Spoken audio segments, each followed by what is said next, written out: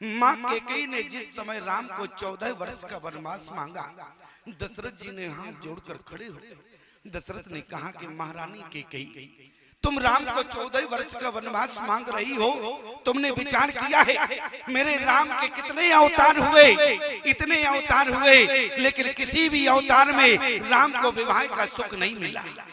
कैकेयी ने कहा, क्या कहा, कैसी बात करते हो, तुम एक सामान्य पिता की भाषा बोल रहे हो। लेकिन जिस समय दशरथ जी ने कहा, कैकेयी जरा विचार तो करो, मेरे पहले भगवान का अवतार क्या हुआ? बोले मीन कमठ सुकर नरहरि। भगवान पहले क्या बने? बोले मीन बने।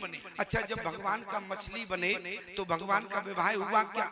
विवाह से वंचित रहे कि नहीं रहे? भगवान का विवाह नहीं हुआ। और जैसे दूसरा अवतार क्या हुआ? बोले मीन कमठ कच्छप बने, भगवान का विवाह नहीं हुआ। सूकर बने और प्यारे जिस समय बरहा बने तो भगवान का विवाह नहीं हुआ। लक्ष्मी जी ने कहा, तुम बार बार धरती पर जाते हो, तुम्हारा विवाह तो होता नहीं है। लेकिन अब भगवान ने कहा कि अब हम अगला अवतार लेंगे तो थोड़ा संशोधन करेंगे। क्या संशोधन किया? अभी भगवान ने बराह बनने के बाद नरहरि बने। नरहरि कहते हैं नरसिंह भगवान को। तो आधे तो नर बने, आधे पशु बने, तब भी विवाह से वंचित रहे। भगवान ने कहा अब क्या किया जाए? तो भगवान ने सोचा कि अब हम पूरे मानव बनेंगे। तो बामन बने, लेकिन छोटे बने, विवाह नहीं हुआ। भगवान ने कहा अब हम पूरे आदमी बनेंगे। तो भगवान परशुराम बने, लेकिन विवाह नहीं हुआ। बोले क्यों? ब्रह्मचर्य जीवन चला गया। लेकिन अब भगवान क्या बने? बोले मीन कमठ सुकर नरहरि और बामन परशुराम बपुधरी। बपुधरी कहते हैं राम अवतार। याद रखना प्यारे, आज महाराजा दशरथ ने हाथ जोड़कर कहा कि कई आज मेरे राम का इस अवतार में विवाह हुआ है, कम से कम विवाह का आनंद लेने दो। लेकिन कैकेयी ने कहा चक्रवर्ती सम्राट राजा दशरथ से कि तुम्हारा राम विवाह का आनंद नहीं लेगा, बल्कि तुम्हारा राम वन का विहार करेगा, इसलिए 14 वर्ष के लिए बन जाना पड़ेगा। लेकिन विचार करना प्यारे, लोगों ने अपयश दे दिया, माँ कैकेयी को अपयश दिया। लेकिन विचार करना प्यारे, माँ कैकेयी का अपराध क्या है? केवल राम को 14 वर्ष का वनवास मांगा तो माँ कैकेयी का सबसे बड़ा अपराध हो गया। अरे चक्रवर्ती सम्राट ने, राजा दशरथ ने जिस समय राम को निहारा, लेकिन पूरी मानस पढ़ना, लेकिन राम जी के लिए नहीं समझ पाए कि राम का अवतार किस लिए हुआ है। लेकिन माँ समझ गई। क्यों? क्योंकि संसार में पिता नहीं समझता। यदि 2 महीने का भी बालक हो तो माँ समझती है कि हमारा बेटा भी भूखा, इसलिए रो रहा। हमारा बेटा अभी बाहर घूमना चाहता है, इसलिए रो रहा। लेकिन आज तक की तारीख में आप नहीं जान पाते कि हमारा बेटा रो क्यों रहा। लेकिन माँ कैकेयी समझ गई। क्यों? क्योंकि राम जी किसके लिए आए? बोले जग कारण तारन भव, अरे भंजन धरनी भार। राम जी धरती का भार कम करने के लिए आए। और याद रखना प्यारे, जग के कारण में 3 आए। कहीं रोकने का प्रमाण नहीं मिलता है कि माँ जानकी ने को कैकेयी ने रोका। भैया लक्ष्मण को माँ कैकेयी ने कहीं रोका हो। क्यों? क्योंकि माँ कैकेयी जानती थी कि जग के कारण के लिए 3 धरती पर आए हैं और तीनों को बन जाना पड़ेगा। पहला कौन है? पहले तो राम जी तो कारण है, लेकिन दूसरा कारण कौन है? बोले आदि शक्ति जय अरे जगी उपजाया और सो अवतर्यो मोरो ये माया। इसलिए जानकी को बन जाना पड़ा। याद रखना प्यारे, लक्ष्मण किस लिए आए? बोले शेष सहस्त्र अरे शीस जग कारण ओ सो अवतर्यो भूम भैटारन। इसलिए प्यारे तीनों को बन जाना पड़ेगा। आज तीनों बन गए, लेकिन माँ कैकेयी ने किसी को नहीं रोका। क्यों?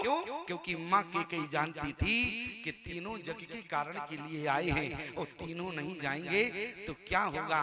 क्योंकि माँ कैकेयी जानती थी जब तक वैराग्य रूपी लक्ष्मण बन नहीं जाएगा, तब तक काम रूपी वेगनाथ नहीं मरेगा, तब तक जानकी बन नहीं जाएगी, तब तक जो है रावण की मुक्ति नहीं होगी। याद रखना, रावण ने जो जानकी का हरण किया वो भक्ति के रूप में नहीं बल्कि मुक्ति के रूप में ले गया। और जानकी भक्ति और मुक्ति दोनों है, बोले जिन्होंने भक्ति की दृष्टि से माँ जानकी को देखा, माँ जानकी ने भक्ति प्रदान किया, और जिन्होंने मुक्ति की दृष्टि से देखा तो माँ जानकी ने मुक्ति प्रदान की। माँ कैकेयी ने जिस समय 14 वर्ष का वनवास मांगा, लोगों ने अपयश दिया। अरे लोगों की बात तो छोड़ो, माँ कैकेयी के गर्भ से पैदा हुए भरत ने माँ कैकेयी को इतनी गालियां दी, बल्कि भरत ने क्या कहा, बोले धीरज धरो बारी, अरे ले ओ सासा और पापन सवाई बाते कुल नासा, पेट काटते पाले सीचा, मीन जियन नित बारे उलीचा, बरमगत मन भई नहीं पीरा, गरि न जीव मोहे पारे हो न कीरा। लोग कहते हैं स्वामी जी, जब स्वयं उनका बेटा भरत कैकेयी पर दोष लगा रहा है, तो भला अगर मैं दोष लगाऊंगा तो कौन सी त्रुटि करता। मानस को ठीक से पढ़ना प्यारे। रामचरितमानस जो है गंभीरता का विषय। गंभीर बात क्या है? कभी आपने उस बात का चिंतन किया जिस समय भरत ने अयोध्या की धरती पर मां कैकेयी को गालियां दी। भरत ने तो यहाँ तक कहा कि ब्रह्मा, हे विधाता, तुमने कैकेयी को इस धरती पर क्यों भेजा? यदि कैकेयी को जन्म दिया तो कैकेयी को बाज बना देते, मुझ जैसे भरत को कैकेयी के गर्भ से जन्म न देते। ऐसा तक भरत ने कहा प्यारे। लेकिन भरत की उस समय स्थिति क्या थी? आज उस समय भरत की स्थिति पर ध्यान करना प्यारे। भरत की दशा क्या थी? यहाँ पर विद्वान विराजमान है। हमारे यहाँ वाणी के कितने स्तर होते हैं? बैकरी, मध्यमा, पश्चंती, परा। याद रखना, बैकरी, मध्यमा और पश्चंती, परा। मैं आपसे निवेदन करूं, बैकरी जो वाणी होती है, वाणी का पहला स्तर है बैकरी। बैकरी कहते हैं क्रोध की दशा।